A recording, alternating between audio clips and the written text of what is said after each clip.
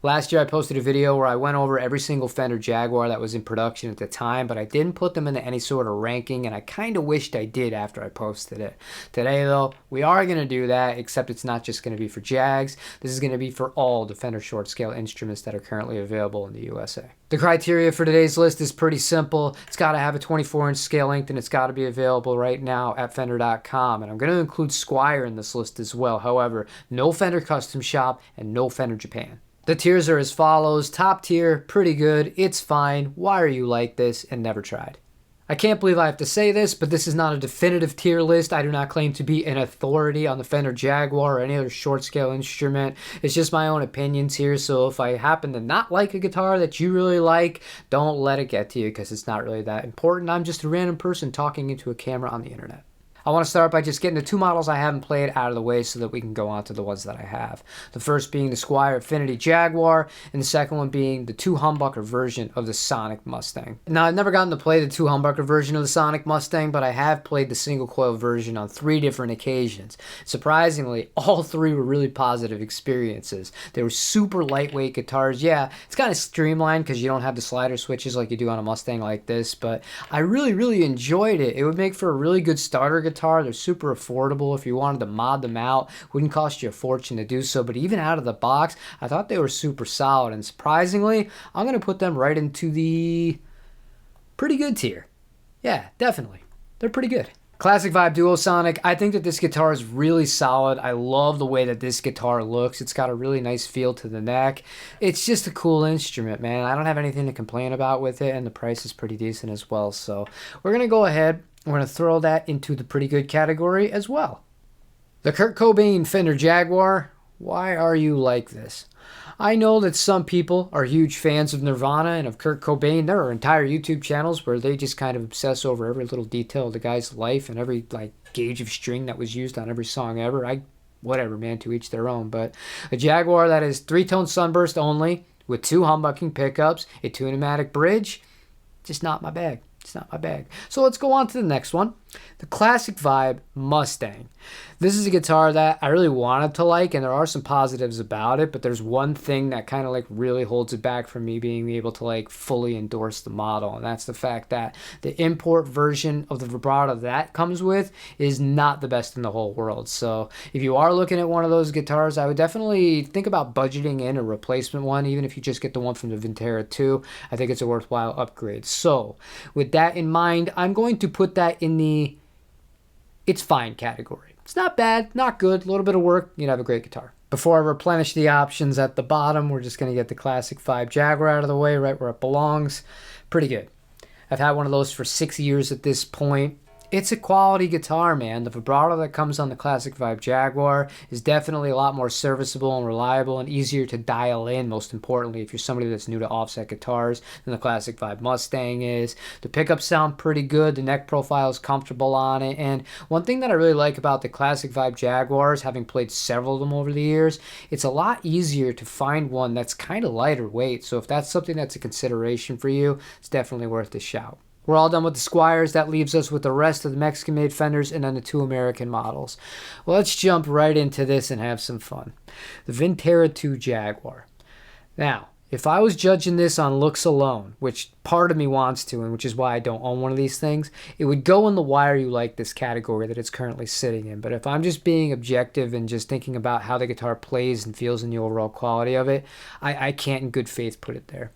I have to put it in the pretty good category. The neck feels really nice if you're into the kind of slimmer Jaguar neck on it. The electronics are definitely a step up from what you're going to find in something like the Classic Vibe, and I'm comparing it to that because it also has a rhythm circuit on it, unlike the next Jaguar that we're going to be talking about momentarily. It feels nice. It feels quality. I just wish that they offered it with the rosewood fingerboard matching headstock, but you can't always get what you want. But as a guitar itself, it's a really solid instrument. Now this one's going to surprise a lot of people. The Player II Mustang. There's not really that much Mustang about this outside of the fact that it has the same scale length and it has the same pickup covers as a Mustang. But I like love this guitar. I loved it so much. I played one that came in the black finish and I just couldn't put the thing down. I didn't justify buying it at the time because I knew I could have gotten it cheaper if I ordered it online, but that one that I played was just such a fun guitar. Super lightweight, great sounding electronics, nothing you'd need to replace on it. And if you ever did want to make mods, they're simple mods. You don't have to worry about a vibrato, a bridge replacement, or anything like that. It's a hardtail instrument and it's a serious funk machine that can also dirty up with a little bit of rock tones if you want to do that. So I'm going to put this thing, yeah, maybe not in this finish, but into the top tier. I really do like it that much. The Player II Jaguar, on the other hand, is not top tier. I'm going to put it into the it's fine category.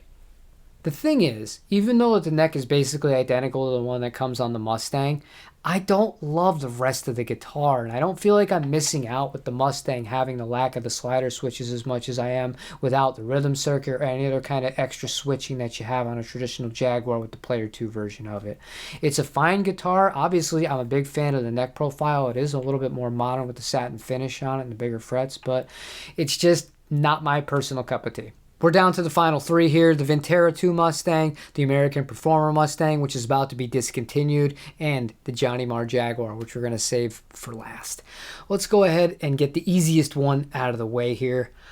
Not only are you in the top tier, sir, Mr. Vintera II Mustang, I'm going to put you as the top out of all of the guitars on this list.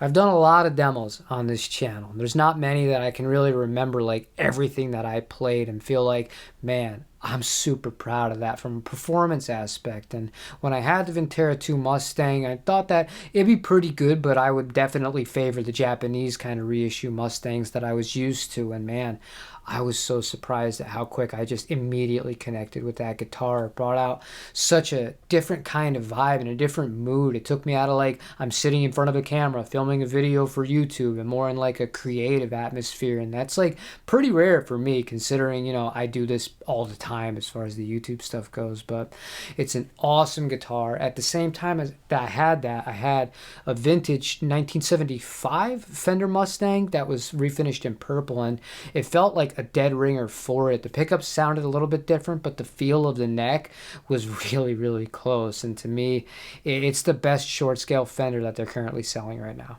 The American Performer Mustang is the only guitar I'm going to do this for because I just can't commit to either of the options.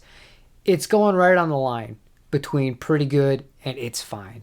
There's things I really like about the guitar. I like the actual neck shape of the instrument, but I hate the fret wire that they used on it. They used jumbo frets. It's the only guitar out of all of the short scale Fenders that you're seeing on today's video that has jumbo frets on it. I'm not a fan of those. You can't add in the slider switches because the body's not routed for it, but another big positive for that guitar is the upgraded vibrato unit. It feels awesome. It's really responsive and it stays in tune really well as well. Before I get into the Johnny Marr model, there are three things that I would like to see Fender do going forward into the future with some of these short scale instruments. Just recommendations and personally things from the community that I've also seen. Starting with a personal favorite, a Balindistang. How could you get this into a production model? Very simple. Make a Parallel Universe version 3. This would sell like hotcakes. A lot of people are really into these guitars. They love the Mustang with the Jaguar / Jazzmaster vibrato system on it. Number 2, put that guitar that's behind me that's made in Japan, 1966 American Vintage II Fender Jaguar. Hell, you could even do the same thing in Lake Placid Blue. I guarantee a lot of people would appreciate that. And finally, you guys do a lot of web exclusive guitars with custom colors on it. You did a few for the Vintera IIs. Do one for the Vintera II Jaguar with the rosewood fingerboard and matching head cap. You'll sell out of those pretty quick as well. Speaking of Fender Jaguars, though, that leaves us with the Johnny Marr. I'm sure that some of the regulars to this channel are expecting me to put this guitar into the Why Are You Like This tier because I've made it fairly well known that I'm not a fan of this instrument. However, I feel like that's being a little bit overly critical. I'm going to put this into the It's Fine category. There are things I like about it and some things I don't like about it. I'll start with some of the positives.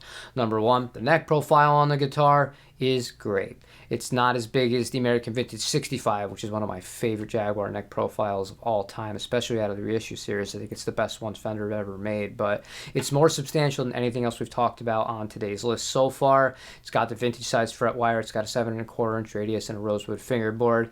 Hard to get all that wrong, and I'm a big fan of that stuff. The vibrato is the American Vintage unit vibrato. Not much needs to be said about that. That's the best one that Fender make, in my opinion. And I like the fact that the newer versions, post 2018 of the bridge, have the correct string spacing. If you're ever looking at a Johnny Marr Jaguar and you're curious about the model, if you get one that's pre-2018, the string spacing is off. It was a little bit too wide on those models, so you would have the potential of having the E strings fall off of either of the kind of edges of the fingerboard, and that's not really an ideal kind of playing experience. So what don't I like about the guitar? Starting off with the actual pickups themselves. I don't like the way they sound clean or dirty, period. I feel like they sound really anemic clean compared to something like the American Vintage 65 pickups or even the American Vintage 62 pickups that came in the original American Vintage reissue Jaguars. I don't like the fact that not only does it not come with a rhythm circuit, but you can't put one into the guitar. I bought a used 2018 Johnny Marr Jaguar in Lake Placid Blue, and I had the idea of just saying, you know what, I don't like the electronics, not a big deal. I'm just going to rip everything out and I'm just going to kind of convert it into a traditional Jaguar.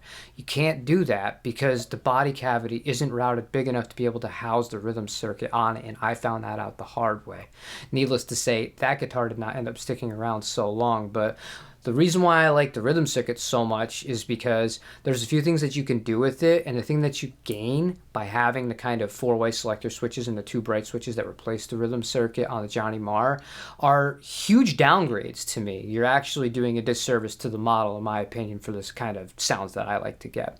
With the rhythm circuit, you can not only get really kind of fuller sorts of rhythm sounds from jazz all the way down to just like a little bit of chunkier kind of rhythm guitar for rock, right? But where it really shines is with fuzz and a little bit of gain on it. It sounds so big, and so many awesome records that I can think of. People use the rhythm circuits on both Jaguars and Jazz Masters combined with the right fuzz, and it's just a sound that is to die for. I absolutely love it. Then when we talk about the series thing that a lot of people do find a lot of usage for, it's a popular sound, and perhaps in isolation it sounds okay. My problem is I don't feel like it's necessary. I really don't feel like it's necessary. People always rush out with a lot of offsets, not just the Johnny Marr, but Mustangs and regular Jaguars, and they try to put in more aggressive kind of pickups or whatever to immediately kind of get a certain kind of sound from a grunge band from the 90s, right? You don't need to do that. What I've learned from experimentation and from tracking in studios is the thing that you need to do to be able to get a traditional offset, whether it is a Mustang, a Jazzmaster, or a Jaguar, to sound gigantic with gain, you got to be using the right amp or the right dirt pedal, and you got to dial it in right with the EQ. If you do those two things, you're not going to have a problem. And also on top of that, it's going to cut through in the mix naturally because it's going to retain a little bit more of the high end. You're not going to get some of the mud that comes along with the series kind of setup with the two pickups combined. And I do understand that you do get the two bright switches to kind of offset that, but it's kind of like creating a problem at that point. It's just not necessary in my book. And then finally, you lose the strangle, which is really cool. I'm a surf player, and it's something I really use a lot on a traditional Fender Jaguar. So for my tastes, the actual bones of the guitar are pretty cool. The fact that I can't convert it into something else and really make it my own, that's kind of a bummer. It's just a guitar that's fine. And now we're done. So let's have a look at the final tier list for the Fender short scale models that are currently available at the time of filming in 2025. I specify that because you never know what Fender has on the horizon. Hopefully something with the Jaguar that's a little bit more vintage correct. But well, man can only dream. Man can only dream. Thank you for watching today's video. I'm sure that some of you are going to disagree with me in the comments. That's cool. We're all different. We all have different kinds of opinions and things that we like out of guitars. But if there's anything that surprised you, let me know. And also, if there's any other kind of tier list that you'd like to see me make going forward into the future, leave a suggestion down there while you're at it. Thanks for watching today's video, and I hope you have a wonderful rest of your day. Take it easy, everybody.